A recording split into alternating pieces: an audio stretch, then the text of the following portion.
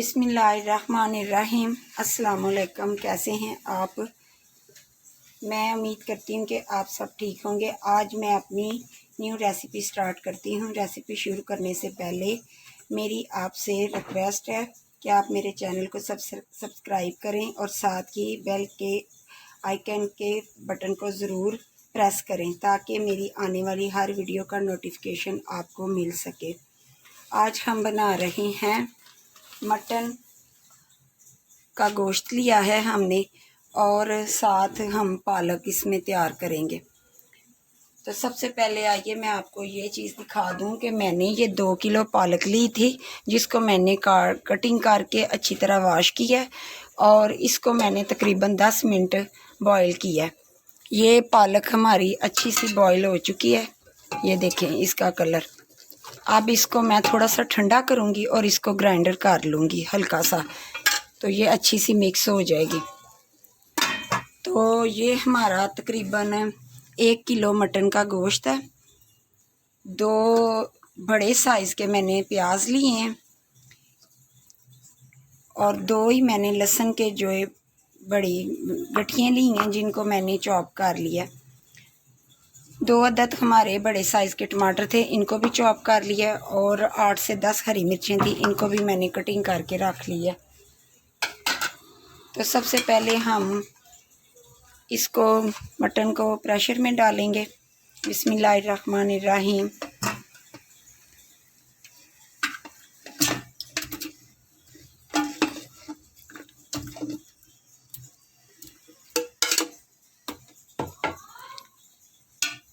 साथ ही मैं ये प्याज डाल रही हूँ।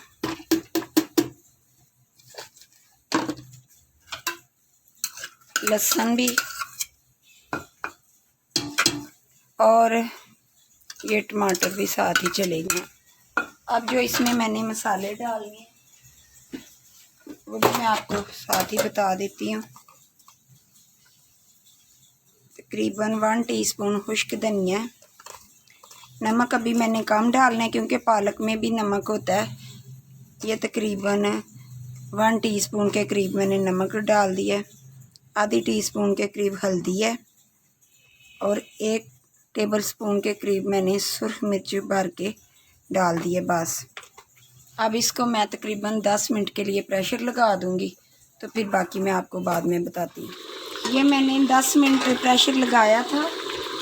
हमारा मटन का गोश्त जो है वो अच्छा सा तैयार हो चुका है, गल गया है। तो अब मैं इसमें घी डाल दूंगी और इसकी अच्छी सी बुनाई करूँगी।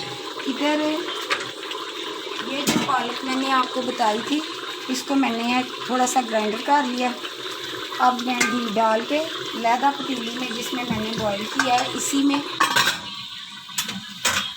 इसको मैं अच्छा सा थोड़ा सा इसकी बुनाई कर लूँगी ताकि इसका पानी जो है ना वो हमने खुश्क करना है।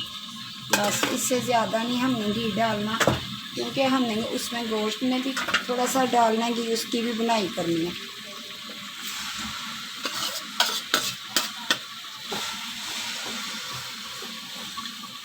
साथ ये हम कर रहे हैं और साथ ही हमने गोश्त की बुनाई भी करनी है। इसमें बस 1 चम्मच अभी मैंने घी डाला है क्योंकि वो भी घी सारा इसी में ही जाना है।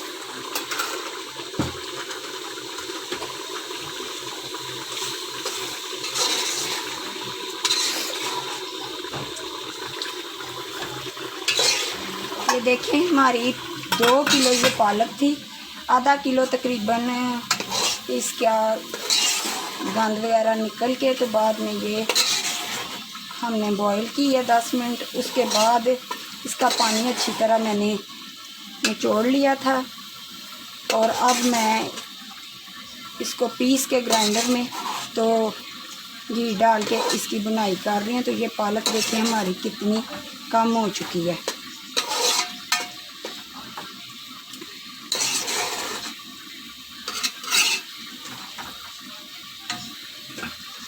अच्छा, तो ये देखें अब तकरीबन पालक में पानी जो है वो खुश्क हो चुका है और घी इसने छोड़ दिया है। इसको तकरीबन मैंने 10-15 मिनट इसकी बुनाई की है। तो अब इसका पानी खुश्क हो गया। ये तकरीबन हमारी पालक रेडी है। तो साथ ही मैं गोश्त की भी बुनाई कर रही हूँ। ये बस तकरीबन इसकी भी और 5-6 मिनट में बुनाई करूँगी। तो फिर मैं पालक इसमें डाल दूँगी। अब मैं इसमें ये हरी मिर्चें साथ डाल रही हूँ। ये बुनाई के वक्त इसलिए मैंने डाली है कि इससे अच्छा सा फ्लेवर निकलता है।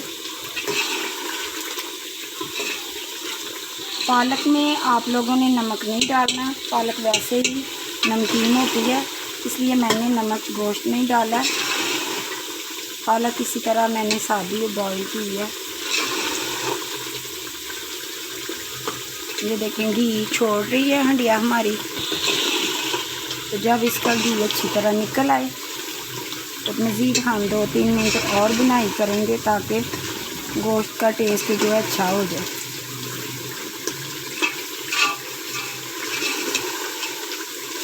इसमें दही का भी इस्तेमाल होता है, आपकी मर्ज़ी है। आपने अगर दही डालना है तो आप डाल सकते हैं। दही से भी गोश्त का जो मसाला टेस्ट अच्छा बन जाता है।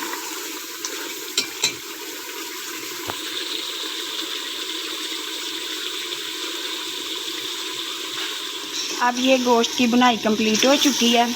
इसने घी भी अच्छा सा छोड़ दिया। अब मैं इसमें पालक डाल दूँगी। ये पालक मैंने सारी इसमें डाल दी है। अब मैं इसको अच्छी तरह गोश्त में मिक्स कर रही हूँ और मज़ीद हमने इसकी अच्छी सी बुनाई करनी है। जितनी हम अच्छी बुनाई करेंगे हमारा सालन का टेस्ट उतना ही अच्छा बनेगा।